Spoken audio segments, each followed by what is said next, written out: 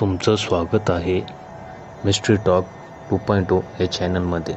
आज मी तुमका आमच्या आजोबांनी सांगितलेली एक जुनी गोष्ट सांगणार आहे। गंगाधर व मनोहर दोघेही लंगोटी दोस्त, दोघे एकमेकांचे नातेवाईक।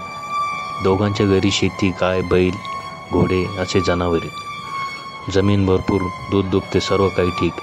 पण हे दोघेही शेतीत काम करत नसे। त्यांची भाऊ शेतीत काम करायचे। गंगाधर व मनोहर पैलवानकी करायचे, नदीवर पोहायला जायचे। दोघे उंच तडक पिळदार शरीर यष्टीचे। एकदा दोघांच्या घरी त्यांचे आईवडील त्यांच्यावर रागवले, त्यांना बोलले। त्यामुळे गंगाधर व मनोहर यांना दोघांचा राग आला। त्यांनी ठरवले आपण घरातून दूर कुठेतरी निघून जाऊ। त्यांनी एक दिवस ठरवला व घरातून पहाटे अंधारातून पळून गेले। एका गावातून दुसऱ्या गावात, दुसऱ्या गावातून तिसऱ्या गावात असे करत ते दोघे कोकणात गेले। त्या ठिकाणी कामधंदा शोधू लागले। कोकणातील त्या गावात डोंगर पायथ्याशी एका घरी गेले। प्रवास केल्यामुळे त्यांना तहान लागली होती, त्यामुळे तेथे त्यांनी आवाज दिला, पिण्यासाठी पाणी मागितले। तेव्हा एक म्हातारा घराबाहेर आला व त्याने गंगाधरला व मनोहरला बसायला सांगितले। हे दोघे खाटेवर बसले। त्या म्हाताऱ्याने मुलीला हाक मारली, पाणी आणण्यास सांगितले। तिने 2 तांबे पाण्याचे भरून आणले व त्या दोघांना पाणी पिण्यास दिले। ती घरात नेऊन गेली। म्हाताऱ्याने विचारले, कुठून आलात पाहुणं? त्यांनी सांगितलं, आम्ही लांबून आलो आहोत, कामाच्या शोधात। त्या स्त्रीने घरातून चहा करून आणला। तिच्याबरोबर अजून एक स्त्री म्हणजे तिची बहीण पण बाहेर आली। त्या दोन्ही स्त्रियांनी या दोघांना निरखून बघितले। म्हातारा म्हणाला, माझ्या 2 मुली व मी येथे राहतो। तुम्हाला काम करायचे असेल तर माझी शेती करा, राहा, काम करा आणि इथे राहा। गंगाधर व मनोहरला आनंद झाला। दोघेही तिथे शेतीत काम करू लागले। त्या दोघींच्या मनात हे दोघे भरले। गोरेपान, लांब सडक, पिळदार शरीर यष्टीचे। तसेच गंगाधर व मनोहर या दोघांना पण त्या स्त्रियांवर भाळले व प्रेमात पडले। दिवसामागून दिवस जात होते। असे करता करता 6 महिने झाले, वर्ष झाले। गंगाधरला व मनोहरला घरची आठवण येऊ लागली। ते एक दिवस त्या स्त्रियांना म्हणाले, आम्हाला घरची आठवण येते, आम्ही घरी जाऊन पुन्हा परत येतो। त्या दोघी म्हणाल्या, 2-3 दिवसांनी जा।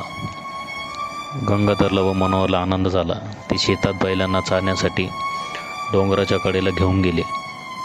बैल चरत होती। ते दोघे त्या डोंगराच्या कडेला एका झोपडीजवळ गेले व तेथे पाणी पिण्यासाठी हाक मारली। तिथे एक म्हातारी राहत होती। ती बाहेर आली। तिने त्या दोघांना पाणी दिले व म्हणाली, पाहुणं नवीन दिसतं या गावात। त्यावर ते म्हणाले, आम्ही या ठिकाणी काम करतो, 1 वर्ष झाले, आता आम्हाला आमच्या गावी जायचे आहे। त्यावर ती म्हातारी म्हणाली, कोणाचे इथे काम करता आहेत? मनोहर म्हणाला, अमुक ठिकाणी आम्ही काम करत आहोत। तेव्हा त्या म्हातारा व त्या स्त्रियांची नावे त्यांनी सांगितली। ती म्हातारी थोडी स्तब्ध झाली व म्हणाली, तुम्ही फार संकटात सापडला आहात। माझं ऐका, ज्यावेळेस तुम्ही तुमच्या घरी जावयास निघाल त्यावेळेस त्या स्त्रियांनी तुम्हाला बरोबर खाण्यासाठी दिलेल्या भाकरी वाटेत कुठेतरी खाऊ नका। घरी गेल्यावरती भाकरीची पेंडकं तुमच्या घराजवळील बापडीला बांधा। गंगाधर व मनोहर बैल चारून घरी घेऊन आले। 2 दिवस झाले। 3ऱ्या दिवशी त्या स्त्रियांनी भाकरीची पेंडकं बांधून दिले। या दोघांनी त्यांचा निरोप घेतला व आम्ही परत पुन्हा येऊ असे सांगितले। त्यावर त्या स्त्रिया म्हणाल्या, रस्त्यात भूक लागल्यावर या भाकरी खा। त्यावर दोघे हो म्हटले आणि पुढच्या प्रवास निघाले। गंगाधरने व मनोहरने त्या ठिकाणी भाकरी खाल्ल्या नाही। त्या म्हातारीने सांगितल्याप्रमाणे ते दोघे घराजवळ आले व एका बाबडीला ते भाकरीचे पेंडके बांधले व घरी गेले। घरात सर्वांना आनंद झाला। त्या रात्री ते दोघे गाढ झोपले आणि सकाळी उठले व पुढील दृश्य बघून चक्रावून गेले। कारण ज्या बाबळीच्या झाडाला त्यांनी भाकरीचे पेंडके बांधले होते ती बाबूळ तेथे दिसत नव्हती। ती बाबूळ मुळासकट त्या स्त्रियांच्या दारात गेली होती। त्या दोघी स्त्रिया नसून चेटकिनी होत्या. त्या दोघींनी त्यावर जादूटोणा केला होता.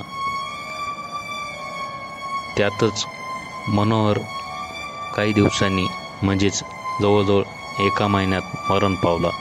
परंतु गंगाधर बचावला, कारण गंगाधरच्या कमरेला देवाचा ताईत बांधलेला होता आणि त्या ताईताने त्याची सुरक्षा केली. त्यामुळे त्याचा जीव वाचला. तर मंडळी, गोष्ट आवडल्यास नक्की चॅनलला लाईक करा, शेअर करा आणि चॅनलला सबस्क्राईब करा. चला पुन्हा भेटूया पुन्हा एका नवीन गोष्टीसह. तोपर्यंत धन्यवाद.